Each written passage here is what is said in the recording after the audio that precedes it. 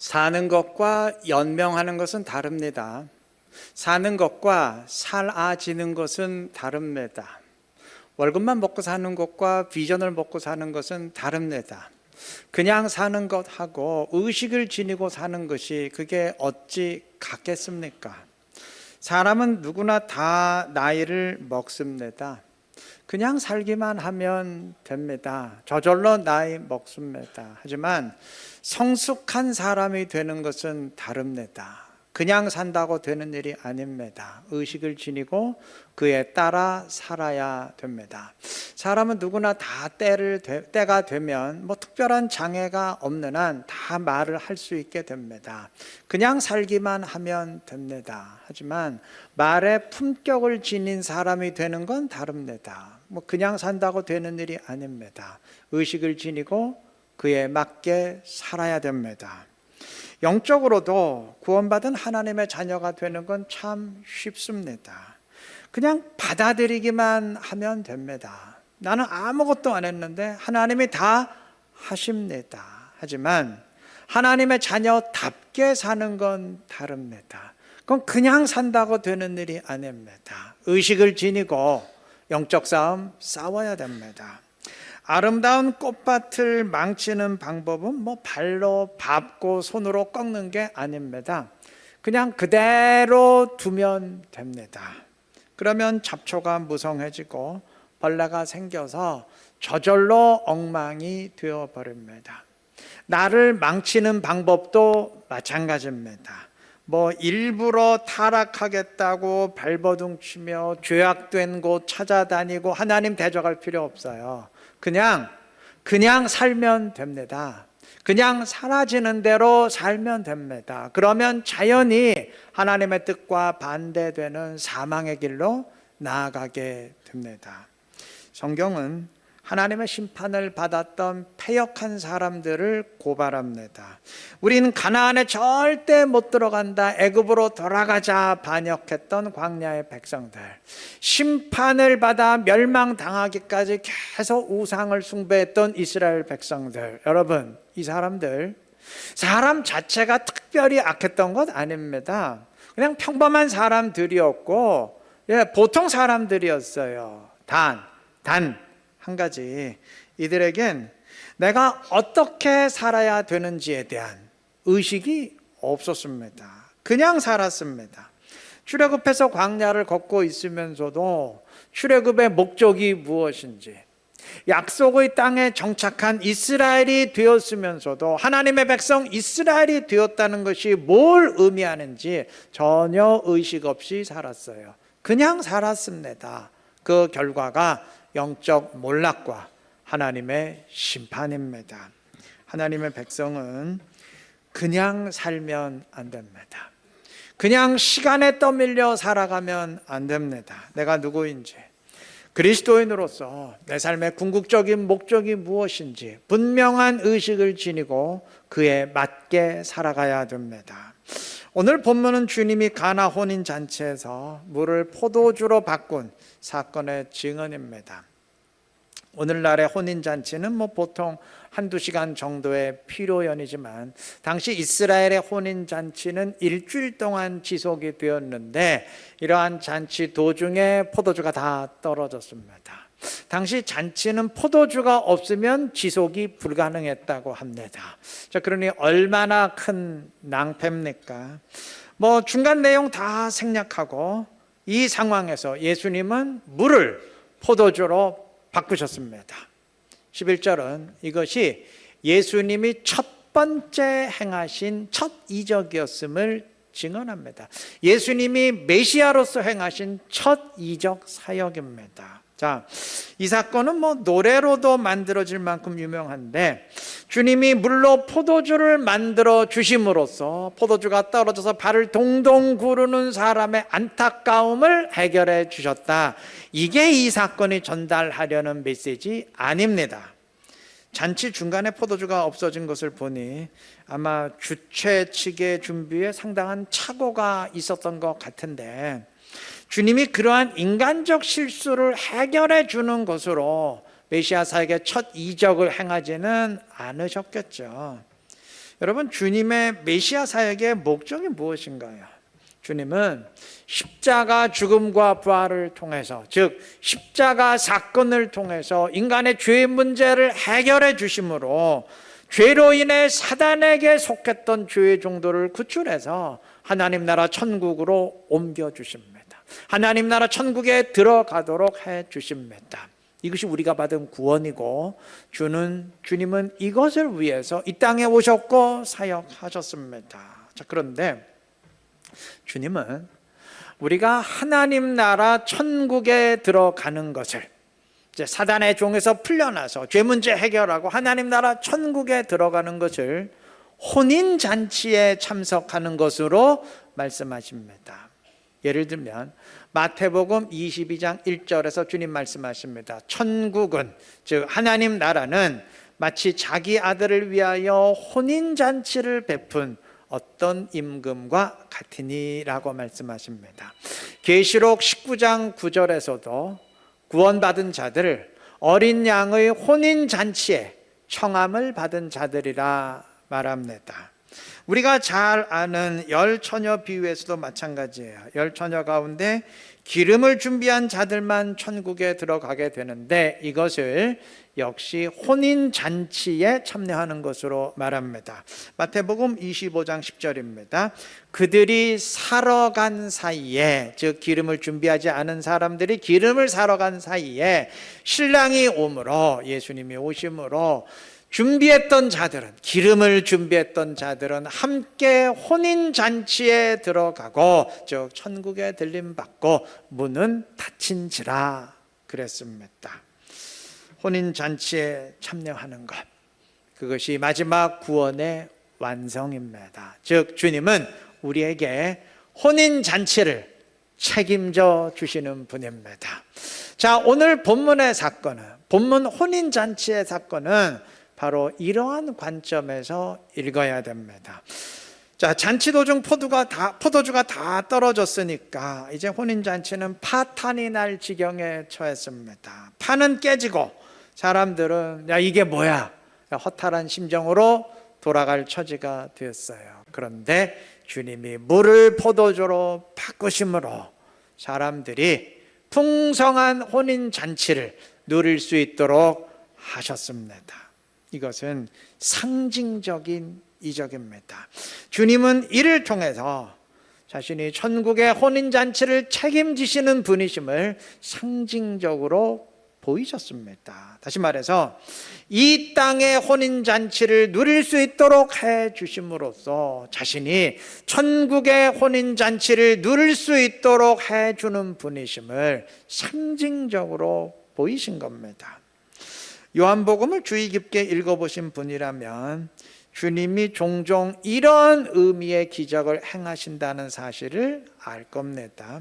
예를 들면 요한복음 6장에서 5,000명을 배불리 먹이는 오병이어의 기적을 행하신 다음에 주님은 선포하십니다. 6장 35절, 나는 생명의 떡이니 내게 오는 자는 결코 줄이지 아니할 터이요. 자, 주님은 육신의 떡, 물리적인 떡을 베풀어 주시는 이적을 통해서 자신이 영적인 떡, 생명의 떡을 베풀어 주는 분이심을 상징적으로 보이셨습니다. 11장에선 죽은 나사로를 살리셨는데, 여러분, 부활한 나사로도 결국은 나이 들어 죽었죠. 지금 나사로 살아있는 거 아니잖아요. 그러니까 나사로의 부활은 육체적인 부활일 뿐입니다. 주님은 육체적 부활을 주셨어요. 그런데 주님은 이 이적을 행하시면서 이렇게 말씀하셨습니다. 11장 25절, 나는 부활이요 생명이니 나를 믿는 자는 죽어도 살겠고 무릇 살아서 나를 믿는 자는 영원히 죽지 아니하리니. 자, 영원히 죽지 아니하리니, 이거는 영원한 생명의 부활이죠. 단순한 육체적 부활이 아니고 영원한 생명의 부활, 다시 말해 영생의 존재로 다시 태어나는 부활이죠. 즉 주님은 나사로에게 육체적 부활을 주시는 기적을 통해서 그가 영원한 생명의 부활을 주시는 분이심을 상징적으로 예고하신 겁니다. 요한복음 9장에서도 마찬가지예요. 맹인의 눈을 뜨게 하는 실로암의 이적을 행하시면서 주님은 선포하십니다. 9장 5절, 내가 세상의 빛이로라. 주님은 맹인에게 물리적 빛, 육신의 빛을 주시는 이적을 통해서 자신이 세상의 빛으로서 영생의 빛을 주시는 분이심을 상징적으로 보이셨습니다. 시간상 이 정도만 봐도 충분할 것 같습니다. 오늘 본문에서의 이적도 마찬가지입니다. 주님은 이 땅의 혼인잔치를 책임져 주시는 이적을 통해서 그가 천국의 혼인잔치를 책임지시는 분이심을 상징적으로 보이셨습니다. 예수님으로 인해서 사람들은 혼인잔치를 풍성히 누리게 됐습니다. 마찬가지로 우리 모두 예수님을 통해서 하나님 나라 천국의 혼인잔치를 풍성히 누리게 될 줄로 믿습니다. 그것이 주님이 첫 이적 사역을 통해 의도하신 메시지입니다. 아무렴 첫 사역을 시작하면서 포도주가 떨어졌으니 채워줘야지, 이걸로 끝냈겠어요? 주님이 무엇을 위해서 사역하셨는지, 주님이 무엇 때문에 이 땅에 오셨는지 처음에 분명히 보여주지 않으셨겠습니까? 물론 당시 혼인잔치에 참여했던 사람들 가운데 이 사건을 그렇게 이해할 사람은 아무도 없었습니다. 주님 말씀 아무도 이해 못했어요. 다른 이적에서도 마찬가지예요. 주님이 내가 생명의 떡이다, 내가 세상의 빛이다 말씀하실 때 아무도 그 말씀 이해하지 못했습니다. 주님은 아무도 이해하지 못하는 상황에서도 자신이 무엇 때문에 이 땅에 오셔서 사역하시는지를 분명히 하셨고 결국 그 사역을 이루셨습니다. 정리하면 주님은 그냥 사역하지 않으셨습니다. 주님 그냥 살지 않았습니다. 얼핏 보기엔 하다 보니까 포도주가 떨어졌기에 포도주 만들어주고, 불쌍한 사람 보았기에 고쳐주고, 사람들이 모여서 다 배가 고프니까 굶주려 없기에 먹여줘야지 먹여주고, 이렇게 상황에 따라 반응하신 것 같지만 아닙니다. 얼핏 보기에는 그런 것 같지만 그 내면을 보면 자신이 누구시고 무엇을 이루어야 하는지에 대한 분명한 의식이 있었고 그에 따라 행하시는 주님의 모습이 있었던 겁니다. 우리도 그러해야 됩니다. 우리 그냥 살아선 안 됩니다. 그냥 먹고 살아 하기 때문에 돈 벌고 문제가 터졌으니까 그거 해결하고 그렇게만 살아선 안 됩니다. 여러분, 세상도 그냥 살면 안 된다고 말합니다. 학생 그냥 학교 다니면 안 돼요. 사업하는 사람이 그냥 사업하는 거 봤어요? 100% 망합니다. 장사하는 사람이 그냥 장사하는 거 봤어요?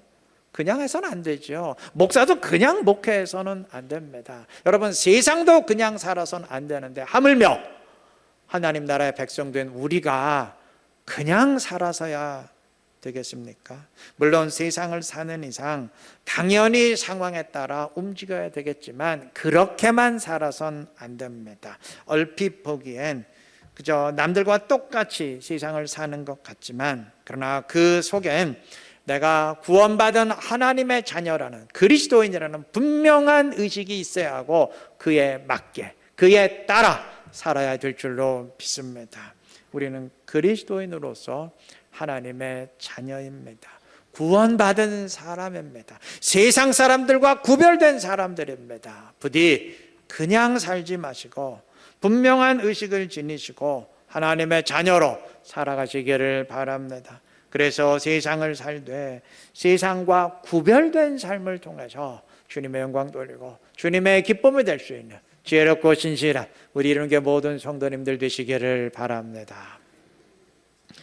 포도주가 떨어지자 예수님의 어머니 마리아는 다급한 마음에 부탁을 합니다. 3절 보시면 예수의 어머니가 예수에게 이르되 저들에게 포도주가 없다 하니, 문제가 생겼으니 좀 해결해 달라는 부탁이죠.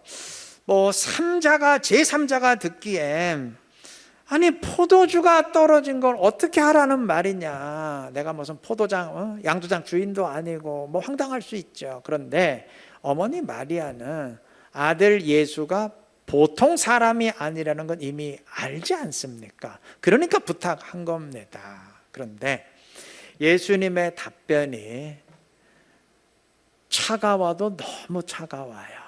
4절 말씀, 여자여. 벌써 이 말부터 이상하죠?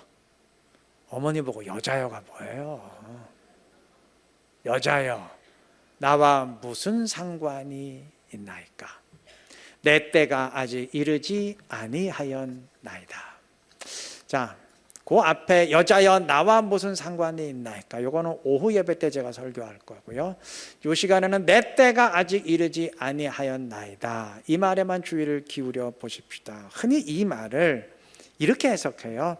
아직 내가 기적을 행할 때가 되지 않았습니다. 그러니 지금은 기적을 행할 수 없습니다. 뭐 이런 식으로 해석을 하는 것 같은데 아니에요. 이 말은 기적과는 아무런 상관이 없어요.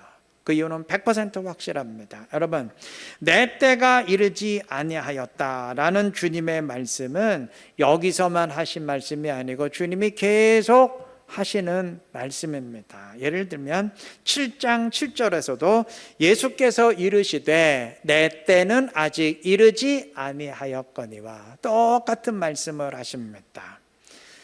자, 7장 30절도 이는 그의 때가 아직 이르지 아니하였음이라 말하고 8장 30절도 8장 20절도 이는 그의 때가 아직 이르지 아니하였음이라 똑같이 말을 합니다. 자, 이처럼 예수님의 입을 통해 또는 성경의 증언을 통해 아직 예수님의 때는 이르지 않았다. 반복적으로 계속 선포를 하는데 이거 다 같은 의미예요. 원어로도 다 같은 말이 사용됐습니다.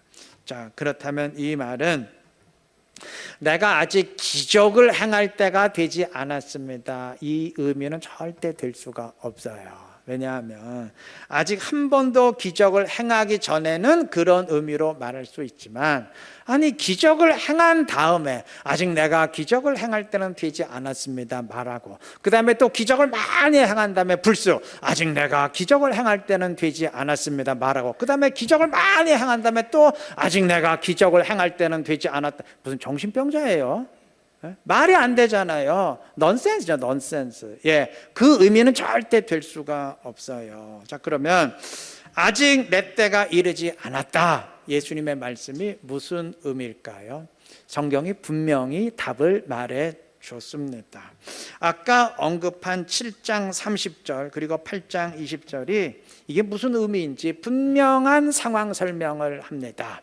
자, 7장 30절 보시면 그들이 예수를 잡고자 하나 즉 예수를 체포하고자 하나 손을 대는 자가 없으니 이는 그 이유는 그의 때가 아직 이르지 아니하였음이로라. 아직 예수님이 체포당하실 때가 아니에요.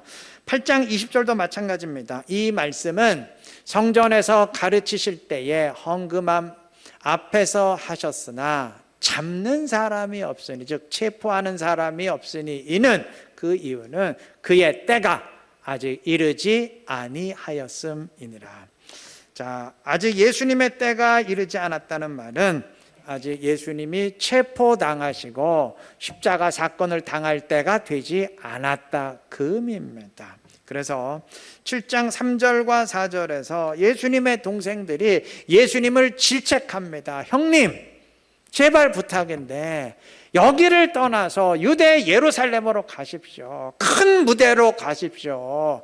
그래야 세상 사람들이 당신을 알아주지. 계속 갈릴리 총구석에서만 활동하면 누가 알아줍니까? 이렇게 질책할 때 주님이 분명히 말씀하십니다. 7장 6절 예수께서 이르시되 내 때는 아직 이르지 아니하였거니와. 무슨 의미냐면 그래 알았다. 너희 말대로 내가 앞으로 예루살렘으로 갈 때가 있다. 왜? 십자가에서 죽고 부활하고 승천하기 위해서. 그런데 아직은 그때가 아니기 때문에 내가 예루살렘으로 무대를 옮기지는 않는다. 그런 의미입니다. 이후 드디어 십자가의 때가 되었을 때 주님은 요한복음 16장까지 마지막 고별사를 하십니다.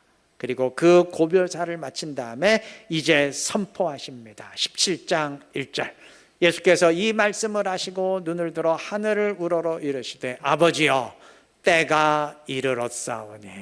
무슨 의미인가요? 이제 드디어 십자가의 때가 되었사오니, 그런 의미입니다. 이 정도 봤으면 충분할 것 같습니다. 요한복음에서 아직 예수님의 때가 이르지 않았다거나 또는 이르렀다고 할 때의 의미는 십자가의 사건의 때를 말합니다. 오늘 본문에서 예수님이 아직 내 때가 이르지 않았 할 때도 정확히 같은 의미입니다.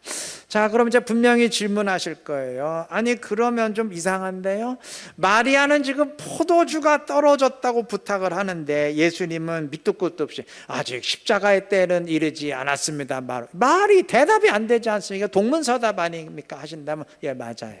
이 말은 마리아의 부탁에 대한 답변이 아니에요. 답변은 그 앞에 말, 여자여 나와 무슨 상관이 있나이까, 여기까지고 내 때는 아직 이르지 않았다. 이 말씀은 예수님이 맥락을 벗어나서 그냥 하신 선포입니다.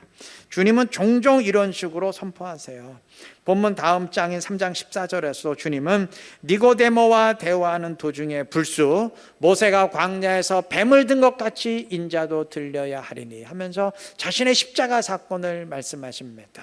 3장 읽어보면 대화의 전개상 이 말 할 때가 아니에요. 맥락을 벗어난 말이에요. 아마 니고데모도 이게 갑자기 무슨 뚱딴지 같은 소리지? 어리둥절했을 겁니다. 주님은 종종 이런 식으로 선포하세요. 자, 그러면 주님이 내 때가 이르지 않았다 이렇게 선포하는 이유가 뭘까요? 예수님의 느닷없는 말에 제자들은 야, 예수님의 때가 이르지 않았다, 그 무슨 의미야? 수군거렸을 겁니다. 그런데 시간이 지나니까 또 예수님이 아직 내 때는 이르지 않았다 선포하세요. 그리고 좀 더 시간이 지나니까 또 아직 내 때는 이르지 않았다 계속 이렇게 선포를 하면 제자들은 야, 똑같은 말씀 계속 하시는데 뭔가 예수님의 중요한 때가 있는가 보다, 결정적인 순간이 있는가 보다 주의를 집중하게 됩니다. 그러다가 드디어 어느 순간 예수님이 이제 내 때가 되었다 그러면 야, 말씀하시던 때가 드디어 되었구나, 긴장하게 되겠죠. 물론 제자들은 주님이 말씀하시는 예수님의 때가 설마 십자가 사건의 때라고는 꿈에도 상상하지 못했을 겁니다. 예수님이 드디어 내 때가 되었다 말씀하시고 체포당하시고 십자가에 죽으심으로 예수님이 그동안 강조하셨던 그 때가 십자가 사건의 때라는 것이 분명해졌음에도 제자들은 애써 그것을 무시하고 싶었습니다. 너무 자기들의 생각과는 동떨어졌기 때문입니다. 그러나 성령을 통해서 예수님이 어떤 구원자인지를 명확히 알게 되고 그것을 받아들일 수 있는 믿음을 성령이 불어 넣으셨을 때 그때 이들도 인정하고 깨닫게 됐습니다. 아, 십자가 사건이 인류를 구원하는 사건이었구나. 그것이 주님이 그렇게 말씀하셨던 가장 중요한 때였구나. 역사상 가장 중요한 순간이었구나 깨닫고 받아들이게 되었던 겁니다. 맞아요. 주님은 그런 의도로 말씀하셨어요. 언젠가는 너희들이 이것을 받아들이게 될 것이다. 그때 이 복음을 선포하라. 그런 의도로 미리 강조하시고 계속 강조하셨던 겁니다. 여러분, 내 때가 아직 이르지 아니하였다. 이 말은 바꾸어 말하면 그때가 있다는 말이죠. 그때가 언젠가는 된다는 말이죠. 아직 이르지 않았다, 아직 도착하지 않았다, 그 말은 도착지가 있다는 말이고 언젠간 도착한다는 말이죠. 맞아요. 주님은 계속 아직 내 때는 이르지 않았다, 아직 이르지 않았다 계속 말씀하시다가 어느 순간 드디어 이제 때가 되었다 말씀하셨어요. 그러면 계속 그때를 바라보시면서 사역하셨다는 의미 아니겠습니까? 맞아요. 주님은 처음부터 십자가 사건의 때를 바라보시면서 사역하시다가 드디어 그 일을 이루심으로 우리에게 주의사함과 하나님 나라를 주셨습니다. 이미 강조했듯이 주님은 그냥 사역하지 않으셨어요. 주님의 사역 보면 어떻게 하다 보니까 한 사역처럼 보이지만 아니요, 주님 절대 그렇게 사역하지 않으셨습니다. 주님 그냥 살지 않으셨습니다. 메시아 사역의 첫 이적부터 나는 십자가 사건을 통해 인류를 위한 구원의 길을 완성하는 메시아다라는 분명한 의식을 지니시고 그에 따라 사역하셨고 그 이후로도 마찬가지입니다. 이제 한 가지 명심할 게 있습니다. 주님은 주님의 때를 분명히 인식하시고 그에 맞게 사셨습니다. 그리고 우리에게도 똑같이 하라 명하셨습니다. 우리도 나의 때를 바라보며 살아야 됩니다. 우리 역시 아직 내 때는 이르지 않았다, 이 의식으로 살아야 됩니다. 예수님의 때가 십자가 사건을 통해서 구원의 길을 완성하는 때라면 나의 때는 주님이 의도하신 대로 나의 구원이 완성되는 때, 즉 하나님 나라 천국에 들어가는 때, 마지막 표때에 도달하게 되는 때입니다. 주님은 구원의 길을 완성하시기 위해 사셨고 우리 역시 그 구원의 완성을 소망하면서 살아가고, 그래야 주님의 마음과 내 마음이 이심전심 같은 마음 되지 않겠어요? 그래야 주님과 내가 같은 길 위에서 걸어가지 않겠습니까? 우리는 그때를 바라보는 소망 가운데 살아야 됩니다. 구원의 완성을 바라보며 그때를 위해 살아가야 됩니다. 하나님 나라 천국을 소망하는 가운데 나아가는 삶 살아야 됩니다. 다시 말하면 아직 그때는 이르지 않았다. 그러나 그때는 오고 있고 나는 그때를 향해 나아가고 있다. 이 의식으로 살아야 될 줄로 믿습니다. 빌립보서 3장 14절에 바울 사도의 고백, 표대를 향하여 그리스도 예수 안에서 하나님이 위에서 부르신 부름의 상을 위하여 달려가노라. 표대를 향하여 달려간다는 바울의 고백이 곧 이런 의미 아니겠습니까? 부디 그리스도인으로서 그냥 살지 마시고 그냥 사라지는 대로 살지 마시고 표대를 향해서 구원의 완성을 향해서 하나님 나라 천국의 소망 가운데 달려가고 전진하는 삶 살아가시기를 바랍니다. 이 땅에서도 하나님 나라를 소망하면서 그 나라의 법을 이 땅에 실현하면서 이 땅에서도 천국을 미리 살아가는 우리 모두가 되시기를 바랍니다. 그래서 주님께 더 가까이 다가서며 진정한 그리스도인의 신앙생활 이어갈 수 있는 지혜롭고 복된 우리 모두가 되시기를 그리스도 이름으로 축원합니다.